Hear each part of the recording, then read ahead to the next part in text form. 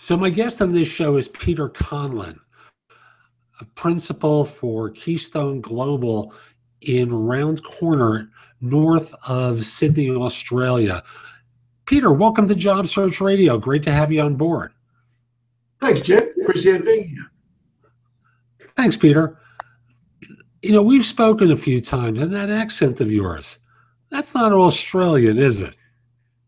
No, it's pretty close to Australian, but I'm originally a New Zealander. So yes, on topic, I came from somewhere else. Aha, perfect. So how did you wind up in Australia, and what did you go through to move there? Well, back in 1986, now that's a long time ago, I was the general manager of a top supplying telecommunications company in New Zealand. And I got a new boss and he hated me and I needed somewhere to go. And New Zealand's a small place. So I had the opportunity to work with a Japanese company in Australia. And that's why I moved here. Terrific. Now, at that time, what was the process like for you to move to Australia for a position? Well, as ex-colonies of good old Britain, who haven't rebelled and gone somewhere else, Australia and New Zealand have a close working relationship. So generally, New Zealanders, unless they have a criminal record, can just come here, set up camp, and work. Easy. I somehow suspect that isn't the case for other places, though. Look, with other places, it depends on where you come from and what skills you have, what family connections you have to Australia, things like that. Oh, family connections. That's interesting. If you have family living in Australia, you're advantaged in some way. If you have particular skills that are seen as desirable in Australia, you're advantaged there. I think we spoke when you and I Skyped with one another before the show that there's a point system that exists for whether or not you're accepted for immigration to Australia. Well, let me give you a case in point. I was approached by a senior academic, a mid-level academic, aged about 30, and he said, "Can you find me work in Australia or thereabouts?" And we're having this conversation, and I went back to him and I said, "Well, it depends on your qualification. You could get sponsorship or you could apply for a visa naked, but then you have to fulfill a point score. So the point score will include how good your qualification is, what university you came from, how old you are. They're allowed to discriminate on age when they do this. The older you are, the less points you get in that section. So ideally, if you're between 25 and 35, you score the highest number of points for age. Your English skills. Now, we in Australia are challenged with English skills, as I guess you Americans are by the traditional definition. And countries like Canada, America, England,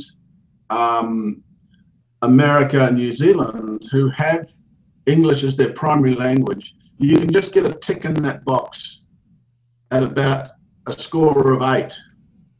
However, if you want to do the IELTS test, you might be able to get a score of 10 if you're very good at punctuation and pronunciation and all that sort of things that go with traditional English.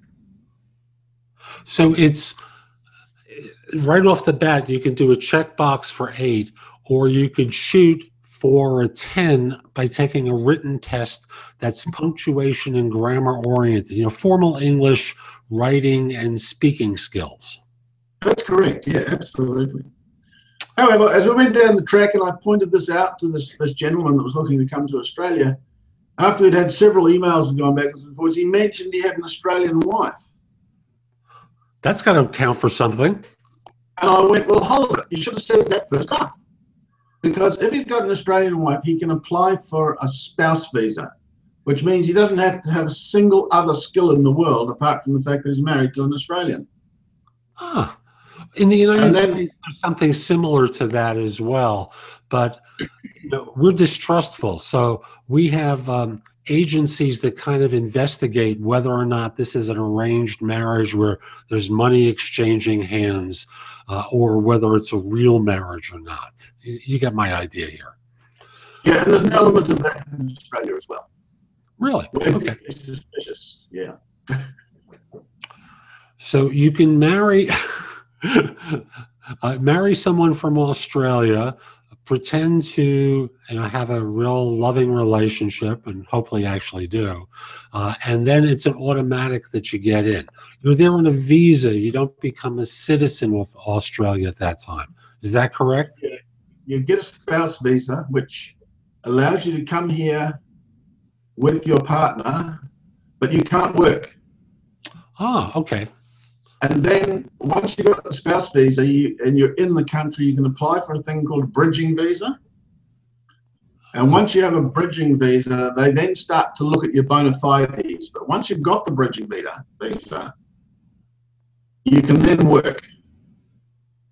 And when they've finished ticking all the boxes, they'll give you a thing called permanent residency. And after you've been here and proved that you're a good, sustaining Australian citizen, and if you're allowed to by your country of origin, you can get Australian citizenship, as did I. Interesting. So let me just do a quick review in that case where we're dealing with someone married to an Australian. You can come into the country automatically on your visa. You then have to obtain what's called a bridging visa that allows you to work within Australia. And you didn't say this, but I'm going to work with the assumption that there are restrictions about the kind of work that you can do on that bridging visa. Am I correct about that? No, you can work anywhere in any job that you wish. Wonderful. And then from there, you can apply for the Australian version of permanent residency. That's correct. And then ultimately for citizenship. How hard is it to obtain a bridging visa? Not hard, but it does take 90 days. No, yeah. You do have to be in the country 90 days to get one, I think is the answer to that. I'm not an immigration specialist. I just know the background. Folks, Peter's not an immigration specialist. Find an immigration attorney who would be expert at this. We're just trying to give you a framework to work under that's going to be pretty accurate. But there are always going to be details that are going to be beyond both of our areas of expertise. So always consult an attorney or an immigration specialist in order to get the best advice. Now, with that being the case, bridging visa, you can work for anyone. You can then go for permanent residency. How long does it take with the bridging visa to obtain permanent residency generally? It could take 3 months. It could take a year. Nothing. That's easy. And from permanent residency to citizenship in Australia? I think it's 3 years. I think I was here. Perhaps it was 2. I think I was here 2 years, and I decided to take citizenship so they couldn't kick me out.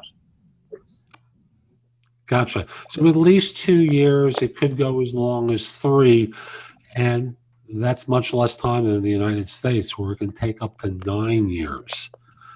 Astonishingly. Wow. Yeah.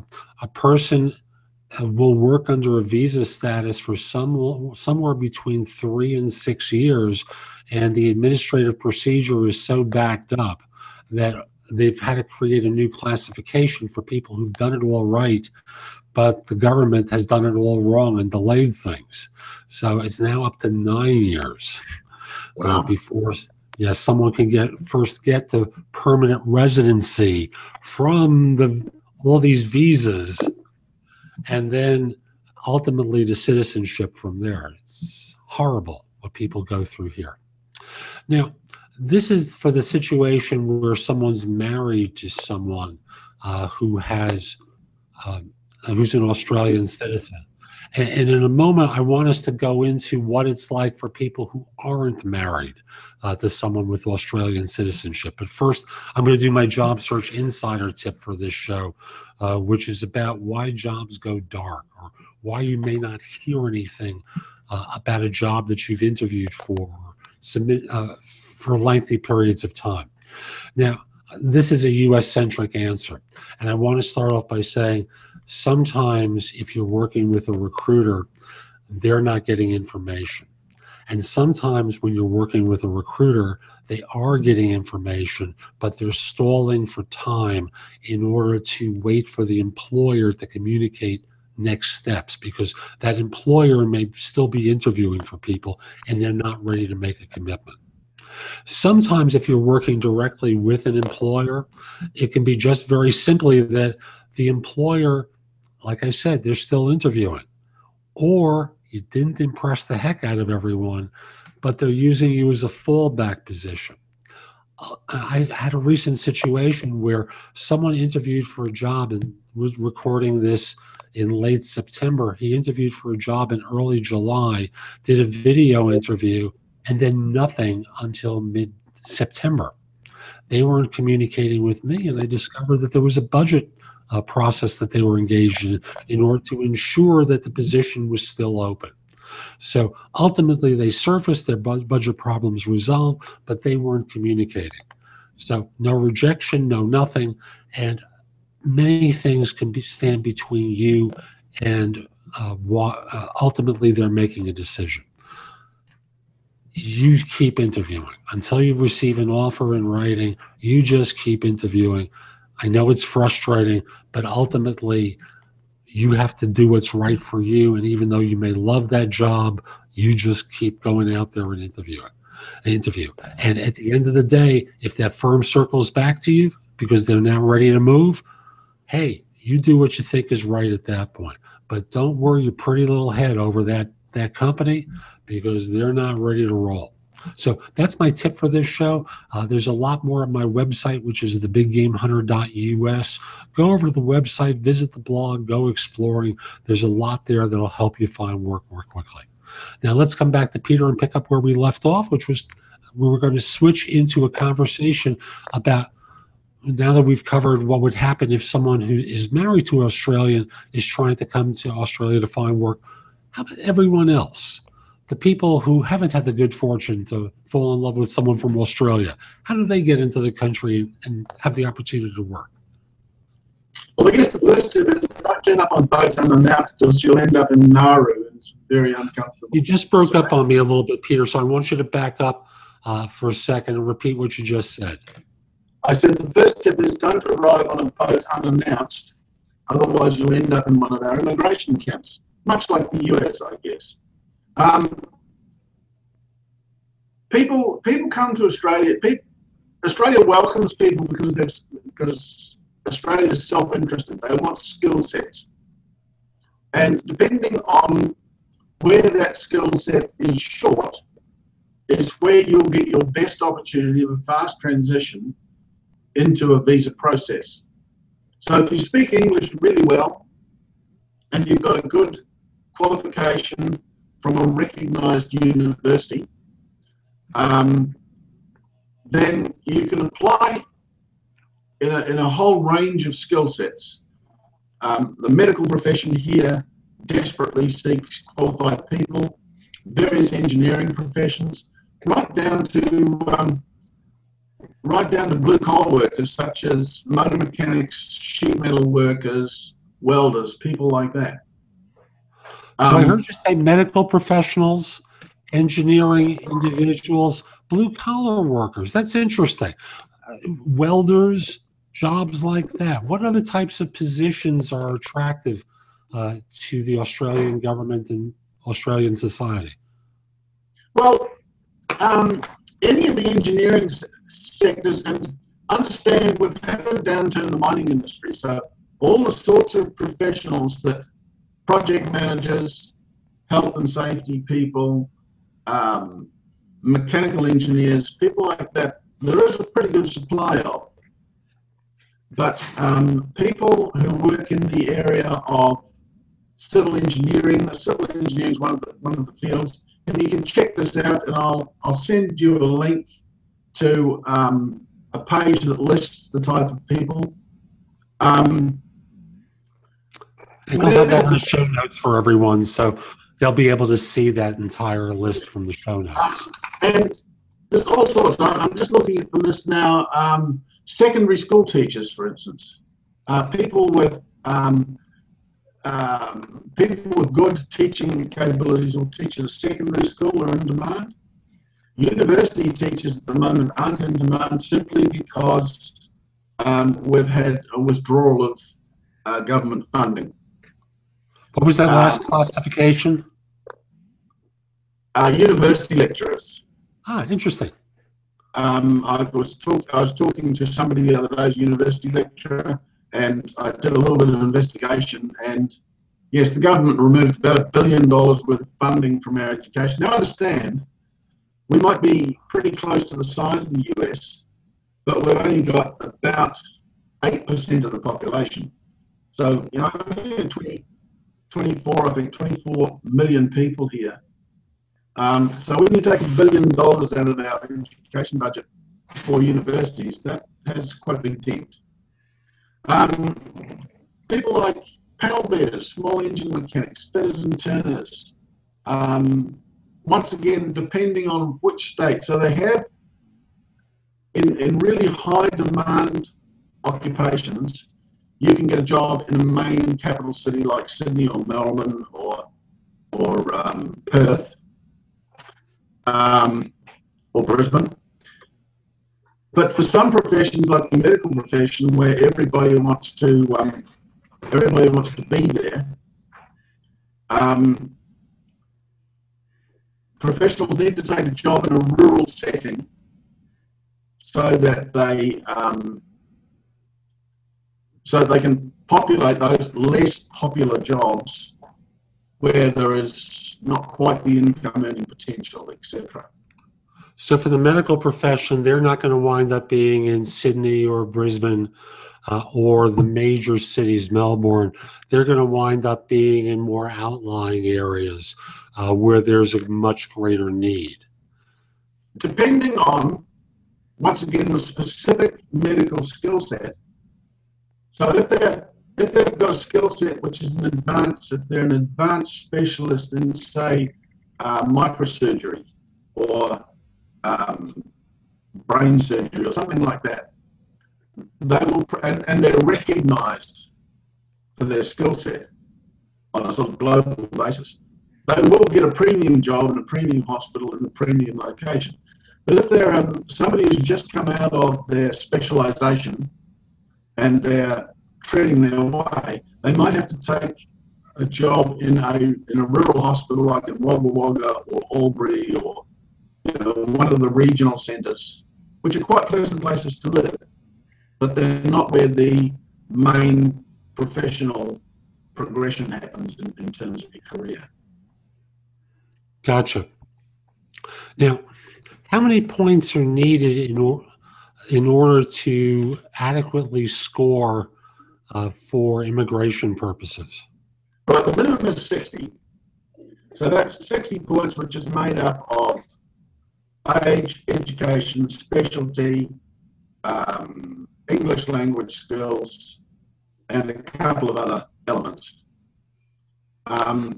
If you get 60, you're on the list. You're on the bottom of the list.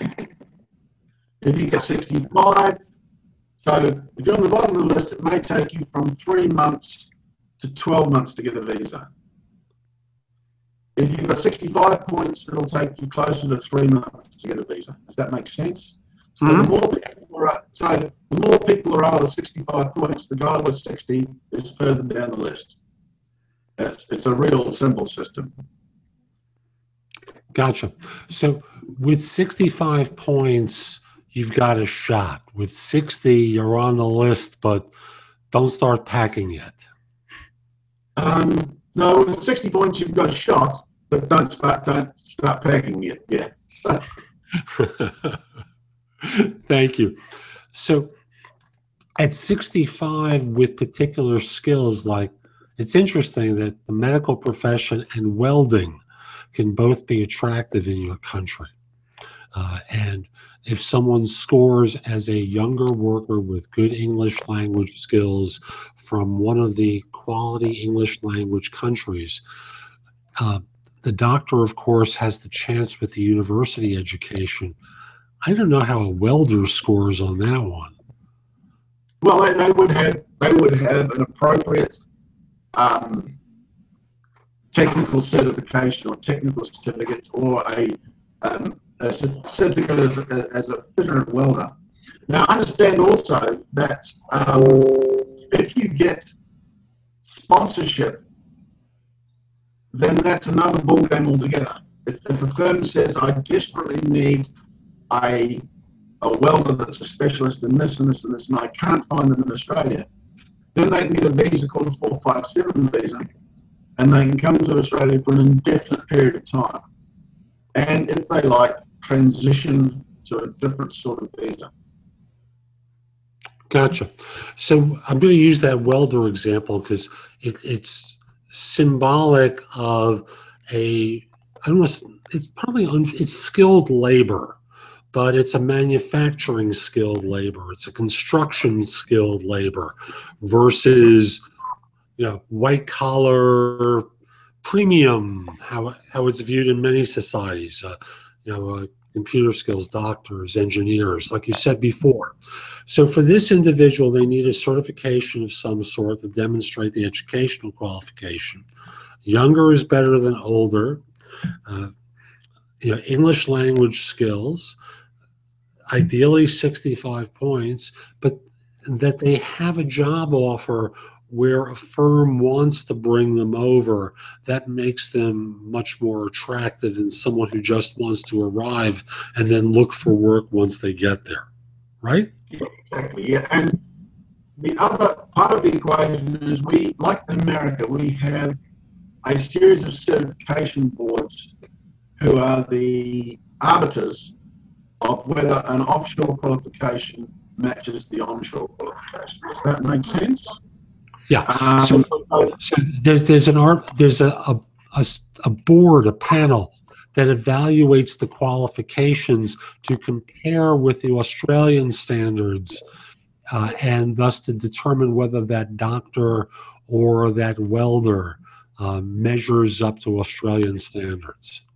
Yeah, and organisations, for instance, like if you're a community worker, if somebody's got a degree in social science, and you work with counselling trauma victims or paramedical staff or something like that, then you'd be under the standards of perhaps the Australian Community Workers Association, or the other one would be for a doctor would be the Australian Institute of Medical Sciences, etc. So you have to prove your qualifications to these panels, these boards, in order to be qualified to move. And that's one of the tick boxes in that 60-point process. Interesting. Now, I'm curious, we're recording in September 2015. The show will probably go live in October. How's the economy in Australia today? Is there work for people like this? And what is there not work for people? What skills are not particularly desirable right now? Well, yeah, that's a hard one, Jim. I guess the skills that aren't particularly desirable are the ones that aren't on the list. And I know that's sort of obtuse, but the mining industry is a classic. Anybody in the mining industry, because our economy is driven completely, or has been driven completely for the last 10 years or so, by the mining boom, minerals boom, coal, iron ore, gold, nickel, things like that. And people have been running around building mines, developing mine sites like they're going out of fashion. And suddenly world commodity prices dropped, and everybody went, better stop developing. So they stopped all that infrastructure development. And whereas 3 years ago, we would have had to offer an OH&S person in mining $200,000 a year to get a job for them. Now they'll work for $80,000 because there's so little demand. It sounds like Australia was selling a lot of commodities to China. Yeah, no, absolutely. Our biggest market. Yeah, absolutely. Coal and iron ore. So the mining sector has faded. North of Sydney, there's an area called the Hunter Valley, which is a big coal mining area. 1,500 people have been laid off in the last 12 months. Now, that, in American terms, that's not significant, but bring it back into the size of our economy compared to America, that's quite a significant change. And I get calls from mining people all the time. However, our government's just changed twice, 2 years ago, and we've just had a change of Prime Minister, and they've changed direction again. Infrastructure projects are big on our schedule. So anybody that's involved in building roads, tunnels, bridges, there's a demand for across the spectrum. And the new Prime Minister said our focus for the next few years is going to be on technology and innovation. So suddenly there's going to be a need for more people than we've got in that area because it's been depressed for a while. Interesting. So more demand for technology because of the nature of the interest of the new government. And that opens up a lot of doors for U.S., Indian, Chinese technologists who might be interested in coming to Australia. That's great. And I understand that will take a little while to turn around. It always does. Yeah, it always does. So as long as you've got a good unit, as long as you've got the whole substance of the argument is as long as you've got a good, and I know us recruiters keep avoiding the word age, don't we? We're not allowed to mention the word age, especially grading people like yourself and I. But if you're in your late 20s to your mid 30s, even 40s, and you've got a really good university education from a recognised university, and I stress that if you've got a good university education and you've tied on a slightly suspect correspondence and add on to that education, drop the slightly suspect one. Keep your main one, mainstream qualification. If it's a bachelor's or a similar degree, keep that to the fore. That's the most important thing. And yeah, just having the right skill set, the right educational background, being the right age, unfortunately, is how you come through the door fastest. I know I would have no chance as an older worker. I do have a master's degree, but it's not in the right skill. I haven't practiced as a social worker or therapist in many years. And, I suspect I wouldn't make the cut, even though English is obviously my first language. So I guess I'm going to have to stay in the United States. It could be the case, Jeff. I'm sorry. We love you, but. Thank you. Hey, Peter, we're coming up on the end of time with one another today. Is there anything that we haven't covered that you think is important for people to know? I think the important thing to know is that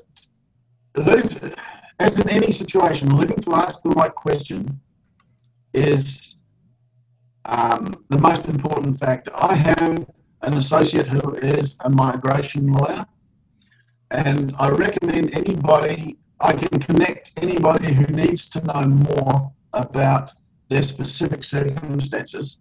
I'm happy to talk to people about job opportunities, but if they want to know more about their specific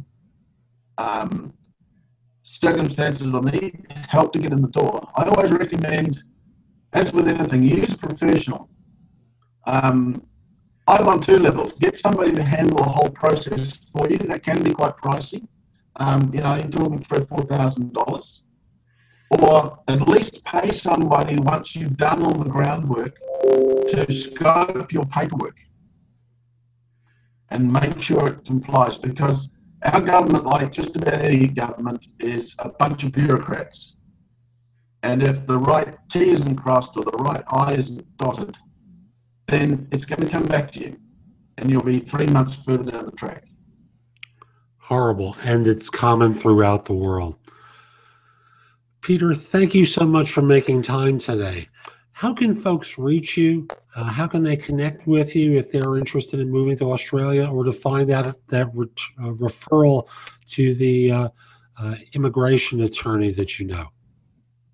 Look, you can get me anytime at my email address, peter@keystone, and I've got a .global address, so it's quite easy. If you're in the Keystone Global, it's peter@keystone.global. Terrific. And I'll include that in the show notes, as well as a link to that document of the desirable skills, so that this way folks have access to it as well. And if they want to connect with you on LinkedIn, how could they reach you there? My LinkedIn profile is Keystone HR. Terrific. Thank you, Peter. I appreciate you making time. And folks, I'll be back next time with someone else who'll give you great advice about some aspect of job search. I'm Jeff Altman, the Big Game Hunter. My LinkedIn address is linkedin.com/IN/the Big Game Hunter. I accept connection requests from people worldwide, except if it's one of those profiles that looks like it was developed by a spammer or a scammer. So I hope you don't have one of those, but I've got to be careful so that my audience doesn't wind up being infected. And if you like this show, I hope you give it a 5 stars on iTunes and write a good review for it. Lord knows it helps more people discover the show, and that's what we're really about, making sure that people get great information to help them find work more quickly. So I'll be back next time. Hope you enjoyed today's show. Hope you have a great day. Thumbs up to you, folks. Take care.